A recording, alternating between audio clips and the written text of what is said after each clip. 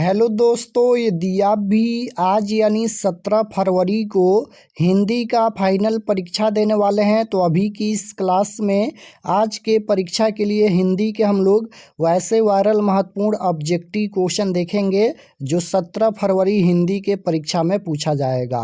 तो आप लोग इस क्लास में अंत तक बने रहिएगा। ये सभी क्वेश्चन देख कर जाइए, परीक्षा में 50 में 50 ऑब्जेक्टिव क्वेश्चन सही करके आइएगा। तो ये हिंदी का क्वेश्चन पेपर है 17 फरवरी फाइनल परीक्षा के लिए। तो समय मिलेगा 3 घंटा 15 मिनट का और पूर्णांक 100 रहेगा। 100 नंबर का एग्जाम होगा। आप लोग ये सभी क्वेश्चन को देखिएगा और सभी क्वेश्चन को याद कर लीजिए। और चैनल पर नए होंगे तो चैनल को ज़रूर सब्सक्राइब कर लीजिएगा ताकि आने वाले नेक्स्ट क्लास आपके पास ज़रूर पहुँचे। और लास्ट में हम आपको बताएंगे कि आप लोग ऑब्जेक्टिव सब्जेक्टिव PDF कहाँ से डाउनलोड कर सकते हैं। तो सबसे पहले पेपर में खंड अ मिलेगा। खंड अ में आपसे वस्तुनिष्ठ प्रश्न यानी ऑब्जेक्टिव क्वेश्चन पूछा जाएगा। 1 से लेकर 100 तक ऑब्जेक्टिव क्वेश्चन पूछा जाएगा। इनमें से किन्हीं 50 प्रश्नों के उत्तर देना है परीक्षा में। तो आइए पहला नंबर क्वेश्चन देखते हैं। फर्स्ट क्वेश्चन देखिएगा, यहाँ पर पूछा गया है। पहला नंबर क्वेश्चन है कि डॉक्टर भीमराव अम्बेडकर का जन्म कहाँ हुआ। तो डॉक्टर भीमराव अम्बेडकर का जन्म कहाँ हुआ था, तो महू मध्य प्रदेश में हुआ था। राइट आंसर ऑप्शन नंबर ए हो जाएगा। डॉक्टर भीमराव अम्बेडकर का जन्म कहाँ हुआ था, तो याद रखिएगा महू मध्य प्रदेश में हुआ था। कब हुआ था, तो 14 अप्रैल 1891 ईस्वी महू मध्य प्रदेश में डॉक्टर भीमराव अम्बेडकर का जन्म हुआ था। ये चैप्टर नंबर 1 से क्वेश्चन पूछा गया है जिसका नाम है श्रम विभाजन और जाति प्रथा, और वह एक निबंध है। तो श्रम विभाजन जाति प्रथा निबंध के लेखक कौन है, तो याद रखिएगा भीमराव अम्बेडकर हैं। क्वेश्चन नंबर 2 यहाँ पर पूछा गया है कि डॉक्टर अंबेडकर ने किस पत्रिका का संपादन किया, तो बहिष्कृत भारत का संपादन किया। राइट आंसर सी हो जाएगा, बहिष्कृत भारत। क्वेश्चन नंबर 3 यहाँ पर पूछा गया है कि भारतीय संविधान का निर्माता किसे कहा जाता है। तो भारतीय संविधान का निर्माता किसे कहा जाता है, तो डॉक्टर भीमराव अम्बेडकर को कहा जाता है। Right answer option number C हो जाएगा, भीमराव अम्बेडकर को। 4 नंबर क्वेश्चन है, अम्बेडकर के चिंतन व रचनात्मकता के लिए प्रेरक व्यक्ति कौन थे, तो बुद्ध भी थे, कबीर भी थे, ज्योतिबा फूले भी थे। तो इसका आंसर हो जाएगा इनमें से सभी। राइट आंसर डी होगा। 5 नंबर क्वेश्चन यहाँ पर पूछा गया है कि जाति पांति तोड़क मंडल भाषण लाहौर में कब हुआ, तो इसका आंसर हो जाएगा 1936 ईस्वी में। Option number C right answer. Question number 6 यहाँ पर पूछा गया है कि खोखा के दांत किसने तोड़े। तो खोखा के 2 दांत किसने तोड़ डाले, तो याद रखिएगा मदन ने। Option number A right answer. Sen साहब की कार की कीमत क्या है, तो सेन साहब की नई मोटर कार की कीमत 7,500 की थी। राइट आंसर ऑप्शन नंबर ए हो जाएगा, 7,500 की। और सेन साहब की मोटर कार किस रंग की थी, तो काली रंग की थी, 7,500 की। क्वेश्चन नंबर 8 यहाँ पर पूछा गया है कि सेन साहब की आंखों का तारा कौन है, तो सेन साहब की आंखों का तारा खोखा है। Option number A right answer हो जाएगा, खोखा। क्वेश्चन नंबर 9 यहाँ पर पूछा गया है कि मोटर को कोई खतरा हो सकता है, तो मोटर को कोई खतरा हो सकता है तो खोखा से हो सकता है। Option number A right answer हो जाएगा, खोखा से। क्वेश्चन नंबर 10 देखिएगा, पूछा गया है यहाँ पर कि ऐसे ही लड़के आगे चलकर गुंडे चोर डाकू बनते हैं। यह पंक्ति किस कहानी के पात्र ने कही है, तो यह कथन है सेन साहब का। राइट आंसर सी हो जाएगा। सेन साहब अपने बेटे खोखा को बिजनेसमैन इंजीनियर बनाना चाहते थे। क्वेश्चन नंबर 11 है, गिरधर लाल सेन साहब की फैक्ट्री में क्या था, तो किरानी था। राइट आंसर ये हो जाएगा, किरानी। क्वेश्चन नंबर 12 यहाँ पर पूछा गया है। 12 नंबर क्वेश्चन है कि भारत से हम क्या सीखे, रचनाकार हैं। तो भारत से हम क्या सीखे पाठ के रचनाकार कौन है, तो मैक्स मिलर हैं। Option number A right answer हो जाएगा, मैक्स मिलर।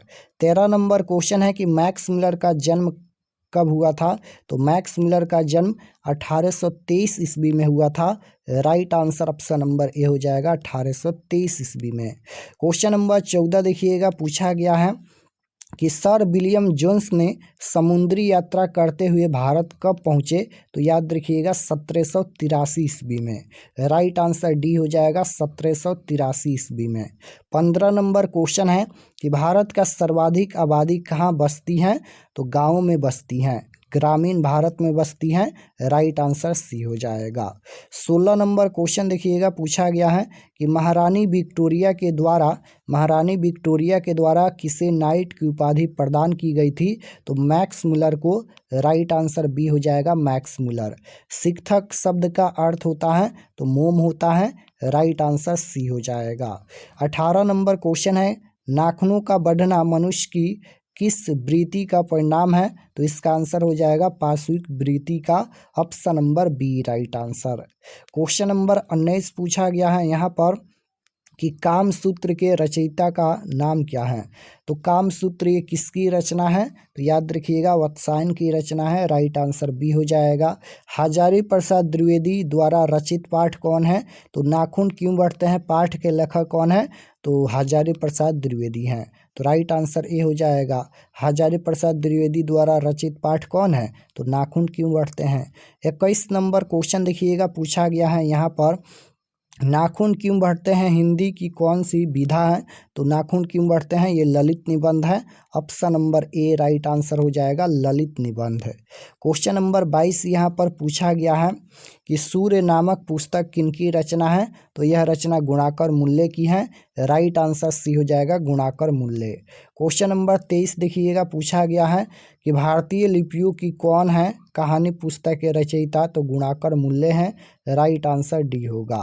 क्वेश्चन नंबर 24 पूछा गया है यहाँ पर कि हिंदी तथा इसकी विविध बोलियां किस लिपि में लिखी जाती हैं? तो देवनागरी लिपि में लिखी जाती हैं। राइट आंसर ए हो जाएगा देवनागरी लिपि। नागरी लिपि निबंध के लेखक कौन है? तो गुणाकर मूल्य हैं। राइट आंसर ए हो जाएगा। क्वेश्चन नंबर 26 पूछा गया है निर्मला कौन थी? तो निर्मला कौन थी? तो निर्मला लेखक की पत्नी थी। राइट आंसर बी हो जाएगा। सूखा पत्ता किस लेखक की रचना है? तो अमरकांत की रचना है। बहादुर कहानी के लेखक कौन है? अमरकांत है। वही क्वेश्चन यहाँ पर पूछा गया है कि बहादुर शीर्षक कहानी के लेखक कौन है? तो अमरकांत। राइट आंसर ए हो जाएगा। मित्र मिलन शीर्षक कहानी संग्रह किसकी रचना है? तो अमरकांत की रचना है। राइट आंसर डी होगा। क्वेश्चन नंबर 30 यहाँ पर पूछा गया है कि लेखक की पत्नी के रिश्तेदार किस दिन आए थे? तो इसका आंसर हो जाएगा रविवार। Option number A right answer होगा रविवार। बहादुर कितने वर्ष का था? तो बहादुर की उम्र 12 से 13 साल था। राइट आंसर बी हो जाएगा। बहादुर कहाँ का रहने वाला था? नेपाल का रहने वाला था। यहाँ पर ये वही क्वेश्चन पूछा गया है। बहादुर कहाँ का रहने वाला था? नेपाल का। राइट आंसर सी हो जाएगा। बहादुर पर 11 रुपये चोरी का आरोप लगा था। जिंदगी और ज्यों किस लेखक की रचना है? तो यह रचना है अमरकांत की। राइट आंसर डी हो जाएगा अमरकांत। 34 नंबर क्वेश्चन देखिएगा, पूछा गया है कि बिरजू महाराज किस शैली के नर्तक हैं? तो बिरजू महाराज किस शैली के नर्तक हैं? तो कथक हो जाएगा। Option number D right answer. 35 number question है कि पंडित बिरजू महाराज साल के थे यानी कितने साल के थे तभी उनके पिता का देहांत हो गया? तो इसका आंसर हो जाएगा 9.5। ऑप्शन नंबर ए हो जाएगा। नेपाल में बिरजू महाराज के एक रिश्तेदार थे जिनका नाम था Jhumuk Lal. Option number D right answer. Question number 37 यहाँ पर पूछा गया है रोन नदी कहाँ है? तो रोन नदी कहाँ है? तो ये दक्षिण फ्रांस में है। Option number B right answer होगा। अविनियो क्या है? तो अविनियो ईसाई मठ है। Option number A right answer होगा। 39 नंबर क्वेश्चन है कि बिलनौ और अविनियो के बीच कौन नदी है? रोन नदी है। Option number A right answer हो जाएगा रोन नदी। नेक्स्ट क्वेश्चन है कि ललित रचना अभिनयो के रचनाकार कौन है? तो अभिनयो पाठ के लेखक अशोक वाजपेयी हैं। Option number B right answer. 41 number question देखिएगा, पूछा गया है कि दीवार में एक खिड़की रहती थी नामक उपन्यास किसका है? तो दीवार में एक खिड़की रहती थी ये विनोद कुमार शुक्ल की रचना है। राइट आंसर सी हो जाएगा विनोद कुमार शुक्ल। मछली कहानी के लेखक कौन है? तो विनोद कुमार शुक्ल हैं। विनोद कुमार शुक्ल का जन्म कब हुआ था? तो 1 जनवरी 1937 ईस्वी में हुआ था। राइट आंसर बी होगा। मछली शीर्षक कहानी में मछली और गोश्त कौन खाता था? तो पिताजी। राइट आंसर सी होगा। मछली किस प्रकार की कहानी है? तो ये मनोवैज्ञानिक कहानी है। राइट आंसर ए हो जाएगा। क्वेश्चन नंबर 45 है कि मछली शीर्षक पाठ में खरीदी गई मछली में कितनी मछली जिंदा थी? तो 2 मछली जिंदा थी और कुल 3 मछली खरीदी गई थी। महाविद्यालय नामक कहानी संग्रह किसकी रचना है? तो महाविद्यालय ये विनोद कुमार शुक्ल की रचना है। राइट आंसर सी हो जाएगा। क्वेश्चन नंबर 47 यहाँ पर पूछा गया है कि मरते दम तक न शहनाई छूटेगी न ही काशी, यह कथन किसका है? तो यह कथन बिस्मिल्लाह खां का है। Option number A right answer हो जाएगा। क्वेश्चन नंबर 48 पूछा गया है कि नौबत खाने में इबादत शीर्षक पाठ साहित्य की कौन सी विधा है? तो ये व्यक्ति चित्र है। राइट आंसर डी हो जाएगा। बिस्मिल्लाह खां के बचपन का क्या नाम था? तो इसका आंसर हो जाएगा Kamaruddin. Option number C right answer. Raskhan किस राजवंश में उत्पन्न हुए थे? तो पठान राजवंश में उत्पन्न हुए थे। राइट आंसर बी होगा। सुजान सागर किनकी रचना है? तो सुजान सागर ये घानानंद की रचना है। राइट आंसर डी हो जाएगा घानानंद की। अति सुदो स्नेह को मार्ग है छंद के रचनाकार कौन है? तो घानानंद है। Option number D right answer. Question number 53 देखिएगा पूछा गया है यहाँ पर 53 नंबर क्वेश्चन है हिंदुस्तानी नाम सुनी अब ये सकुची लजात भारतीय सब वस्तु ही सोए है घिनात, यह पंक्ति किस कविता से है? तो स्वदेशी कविता से लिया गया है। राइट आंसर ए हो जाएगा। 54 नंबर क्वेश्चन है कि प्रेमघन अपना आदर्श किसे मानते थे? तो प्रेमघन अपना आदर्श किसे मानते थे? भारतेंदु हरिश्चंद्र को मानते थे। राइट आंसर डी हो जाएगा। ग्राम्या किसकी रचना है? तो ग्राम्या ये किसकी रचना है? तो ग्राम्या सुमित्रा नंदन पंत की रचना है। राइट आंसर डी हो जाएगा सुमित्रा नंदन पंत। 56 नंबर क्वेश्चन देखिएगा पूछा गया है कि किस कृति पर सुमित्रा नंदन पंत को भारतीय ज्ञानपीठ पुरस्कार मिला? तो याद रखिएगा चिदम्बरा पर मिला। राइट आंसर बी हो जाएगा। क्वेश्चन नंबर 57 है कि भारत माता कविता में भारत का कैसा चित्र प्रस्तुत किया गया है? तो यथातथ option number B right answer. Question number 58 पूछा गया है कि सिंहासन खाली करो कि जनता आती है किस कविता की पंक्ति है? तो ये जनतंत्र कविता की पंक्ति है। जनतंत्र का जन्म हो जाएगा। Option number A right answer. निम्न में राष्ट्र कवि कौन है? तो राष्ट्र कवि रामधारी सिंह दिनकर हैं। राइट आंसर डी हो जाएगा रामधारी सिंह दिनकर। 60 नंबर क्वेश्चन देखिएगा पूछा गया है यहाँ पर राष्ट्र कवि रामधारी सिंह दिनकर का जन्म कब हुआ था?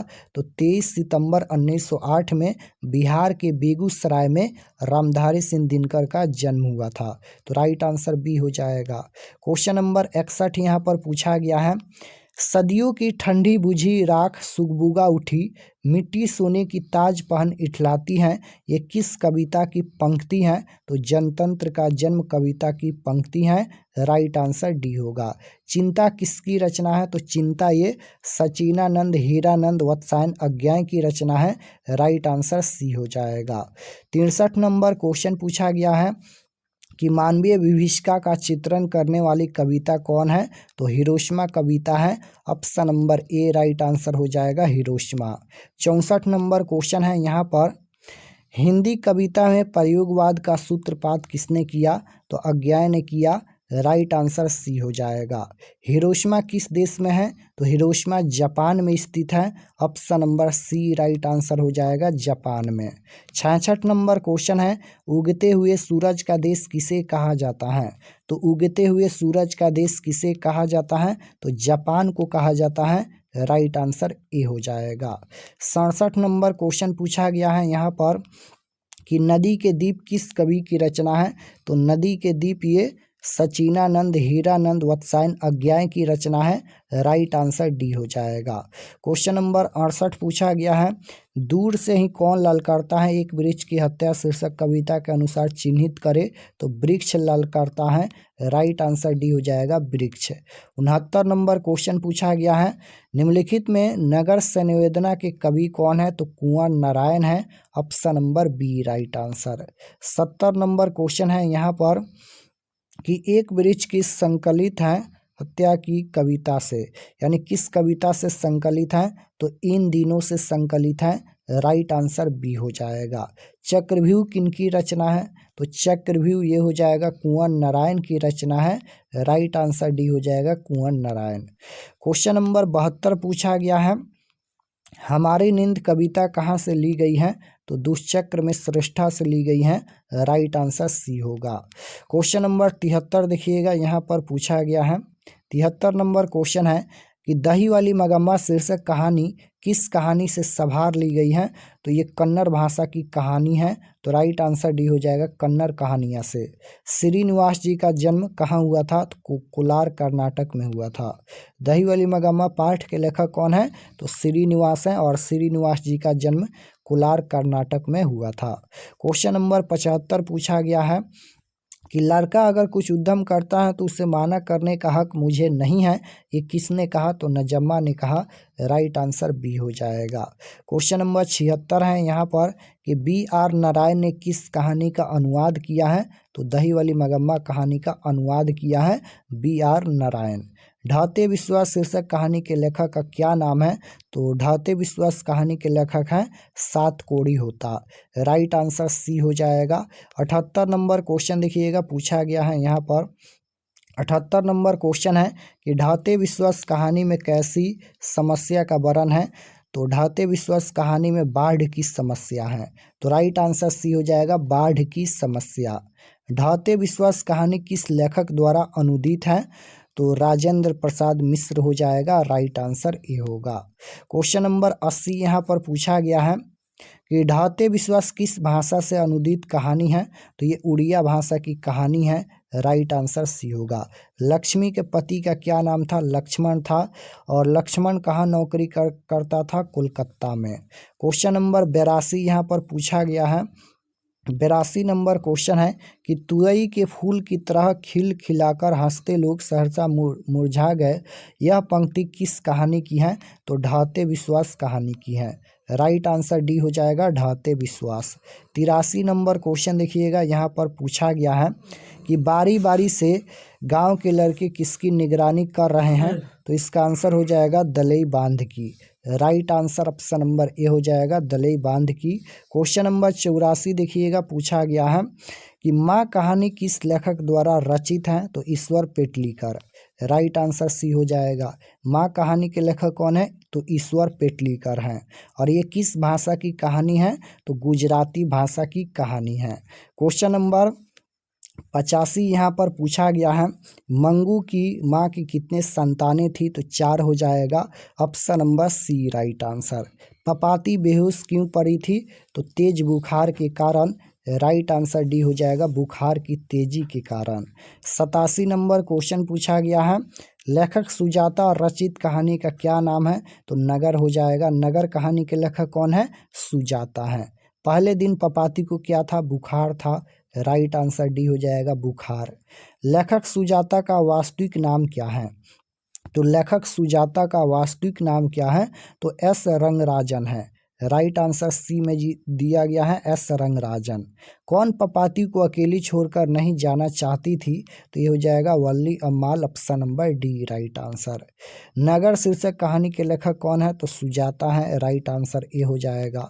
92 नंबर क्वेश्चन देखिएगा, पूछा गया है यहाँ पर कि धरती कब तक घूमेगी शीर्षक पाठ में सीता के बड़े लड़के का क्या नाम था। तो कैलाश था। राइट आंसर सी हो जाएगा कैलाश। धरती कब तक घूमेगी ये कैसी कहानी है। तो सामाजिक कहानी है। राइट आंसर डी होगा।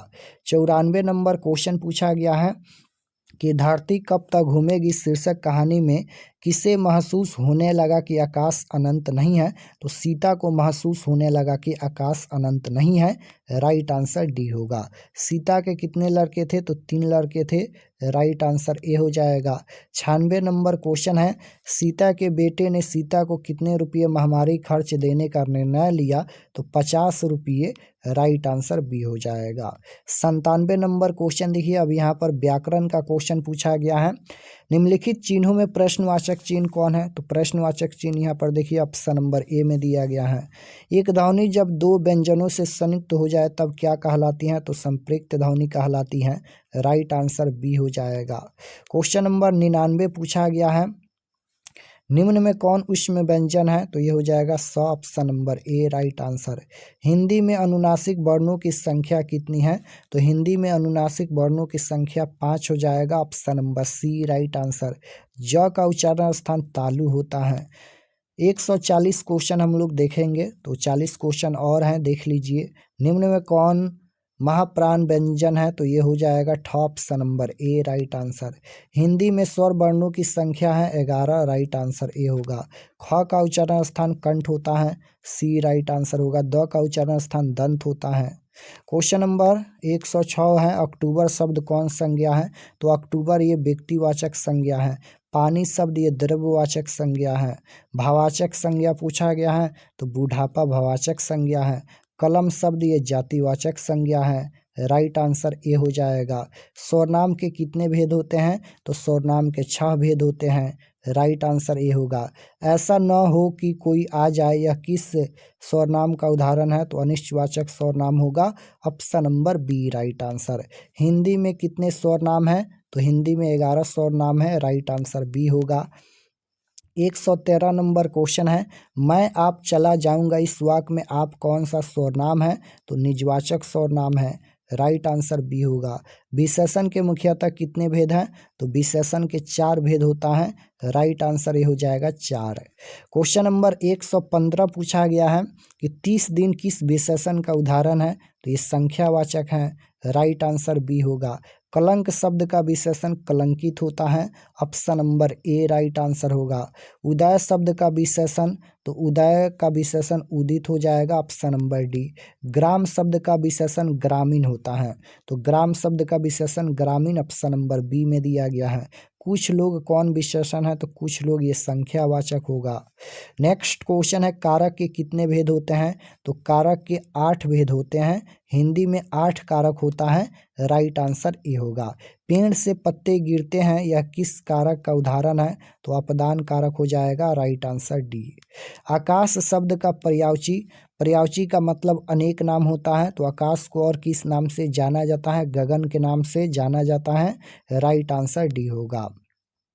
त्रिपाद कौन सा समास है? तो ये हो जाएगा द्विगु समास। Right answer C. परमेश्वर कौन सा समास है? तो ये कर्मधारय समास होगा। शिव पार्वती कौन सा समास है? तो ये द्वंद्व समास होगा, क्योंकि बीच में यहाँ पर योजक चिन्ह लगा सकते हैं और दोनों शब्द अलग अलग हो जाएगा। शिव पार्वती, तो ये द्वंद्व समास होगा। भाई बहन कौन सा समास है? देखिए यहाँ पर बीच में योजक चिन्ह लगा है, तो ये भी द्वंद्व समास हो जाएगा। Right answer D. Next question है, लंबोदर शब्द कौन सा समास है? तो लंबोदर ये बहुब्रीहि समास होगा। राइट आंसर बी होगा। संधि के कितने भेद हैं? तो संधि के 3 भेद होता है, स्वर संधि, विसर्ग संधि, व्यंजन संधि। तो संधि के 3 भेद होता है। विधालय का संधि विच्छेद, तो विधा प्लस आले होता है। राइट आंसर बी होगा। तत्सम शब्द कौन है? तो तत्सम शब्द हो जाएगा पुत्र, ऑप्शन नंबर डी। आग शब्द ये तद्भव शब्द है। उत्पत्ति की दृष्टि से शब्द के कितने भेद होते हैं? तो उत्पत्ति की दृष्टि से शब्द के 4 भेद होते हैं। वह देखता है किस काल का उदाहरण है? तो वह देखता है, अभी देख रहा है, तो वर्तमान काल होगा। कारक के कितने भेद हैं? तो कारक के 8 भेद होता है। वियोग में कौन सा उपसर्ग है? तो वियोग में उपसर्ग पूछा गया है। उपसर्ग किसी भी शब्द के पहले जुड़ता है, तो वियोग में बी उपसर्ग जुड़ा है। राइट आंसर डी होगा। लोहे के चने चबाना मुहावरे का अर्थ है कठिन परिश्रम करना। राइट आंसर सी होगा। संयोग शब्द का विलोम वियोग होता है। राइट आंसर बी होगा। गणेश शब्द का पर्यायवाची गजानन हो जाएगा, राइट आंसर ए। दिखावट में कौन सा प्रत्यय है? प्रत्यय किसी भी शब्द के लास्ट में जुड़ता है, तो दिखावट में आवट प्रत्यय जुड़ा है, right answer option number D हो जाएगा। तो 139 क्वेश्चन है, 139 क्वेश्चन हम बता दिए हैं। और चलिए आपको बताते हैं कि आप लोग ऑब्जेक्टिव सब्जेक्टिव पीडीएफ कहाँ से डाउनलोड कर सकते हैं। और चैनल पर नए होंगे तो चैनल को ज़रूर सब्सक्राइब कर लीजिएगा, ताकि आने वाले नेक्स्ट क्लास आपके पास ज़रूर पहुँचे। तो objective subjective question answer PDF download करने के लिए गूगल पर चले आना है और आपको सर्च करना है आरके एक्सपर्ट क्लासेस। इसी चैनल का नाम आपको गूगल में सर्च करना है आरके एक्सपर्ट क्लासेस। तो जैसे ही गूगल पर सर्च करेंगे आरके एक्सपर्ट क्लासेस, तो आपके सामने इस प्रकार से फर्स्ट पेज आएगा, इस पर आपको क्लिक करना है। यहाँ पर देखिए पहला पेज इस प्रकार से आएगा, आरके एक्सपर्ट क्लासेस, इस पर आपको क्लिक करना है। क्लिक करने के बाद ये ओपन हो जाएगा। ओपन होने के बाद आपको नीचे आना है क्लास 10th के सेक्शन में। यहाँ पर देखिए ये क्लास 10th का सेक्शन है और इसमें सभी सब्जेक्ट का objective subjective question answer PDF दिया गया है। तो यहाँ से आकर आप लोग क्वेश्चन आंसर पीडीएफ डाउनलोड कर सकते हैं। तो जैसे आपको हिंदी का देखना है, या फिर यहाँ पर देखिएगा class 10th all subject question paper 2026 PDF download, इस पर क्लिक कीजिएगा तो इसमें सभी सब्जेक्ट का पीडीएफ मिल जाएगा। और यहाँ पर देखिए 17 फरवरी 10th Hindi question paper answer की 2026, इसमें हिंदी का ऑब्जेक्टिव सब्जेक्टिव मिल जाएगा।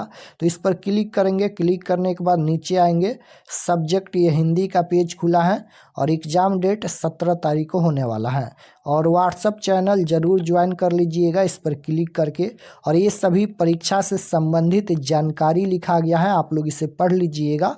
और यहाँ पर देखिए ऑब्जेक्टिव पीडीएफ डाउनलोड पर क्लिक करेंगे इसके सामने, तो ऑब्जेक्टिव पीडीएफ ओपन होगा और सब्जेक्टिव पीडीएफ, यहाँ पर 2 पीडीएफ दिया गया है, इस पर क्लिक करके आप लोग पीडीएफ डाउनलोड कर सकते हैं।